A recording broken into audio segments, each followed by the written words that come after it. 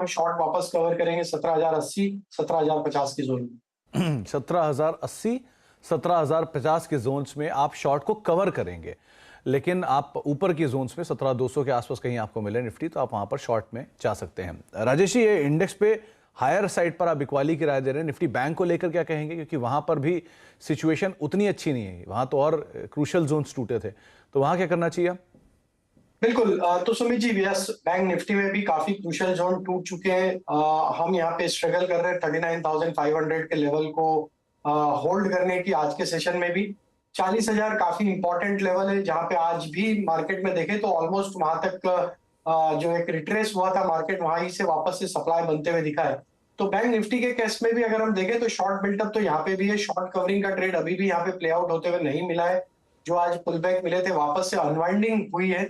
जो भी lower side पे बाइंग थी, वहां पे अनवाइंडिंग ही देखने को मिली थ्रू आउट द डे अभी तक। और हमें लगता है जब तक 40,000 के लेवल को हम कंफर्टेबली क्रॉस नहीं करेंगे, इसमें भी एक सेल ऑन राइज का ही ट्रेड यहाँ पे बनते हुए दिख रहा है। तो बैंक निफ्टी स्पॉट में अगर हम लेवल्स की बात करें तो हमें लगता है कि 39,800 से 39,900 ये रेंज में अगर बैंक निफ्टी आती है तो वो एक शॉर्टिंग अपॉर्चुनिटी होगी। स्टॉप लॉस रखना होगा 40,050 के आसपास। और डाउन साइड में 39,400 इमीडिएट सपोर्ट है बैंक निफ्टी स्पॉट का। वो पहला टारगेट होगा सेल ऑन राइज की स्ट्रेटेजी में। और वो टूट जाते हैं तो फिर बैंक निफ्टी भी वापस हमें लगता है कि जो प्रीवियस लो बने थे उसको भी रिविजिट करते हुए दिख सकता है, या उसके नीचे भी फिसलते हुए दिख सकता है।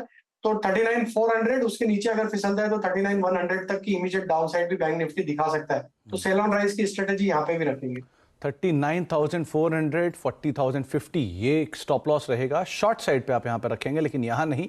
कोई तेज़ी मिलती जाए तो आप उसका इस्तेमाल करेंगे शॉर्ट करने के लिए। तो कोई भी बाजार में तेज़ी को बेचा जाएगा, और राजेश जी मान रहे हैं कि दोनों में ही, दोनों इंडिसीज में, फ्रंटलाइन इंडिसीज में आप बिकवाली करके चलेंगे हायर साइड पर।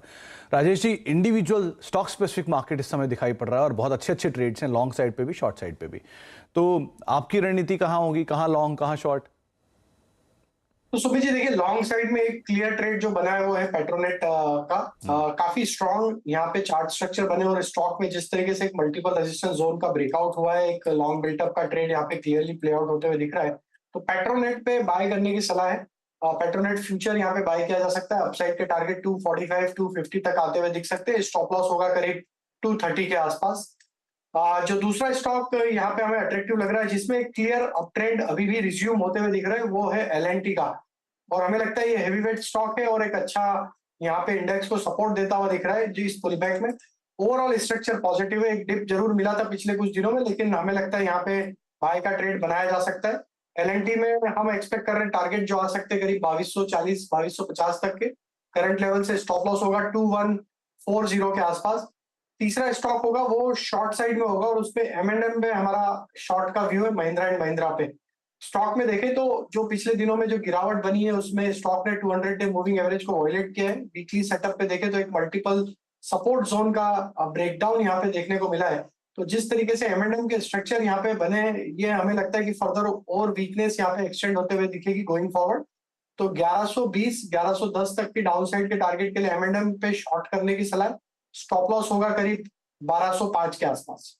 शॉर्ट साइड पर M&M को आप M&M को देख सकते हैं, लेकिन लॉन्ग साइड के लिए लार्सन एंड टूब्रो और पेट्रोनेट LNG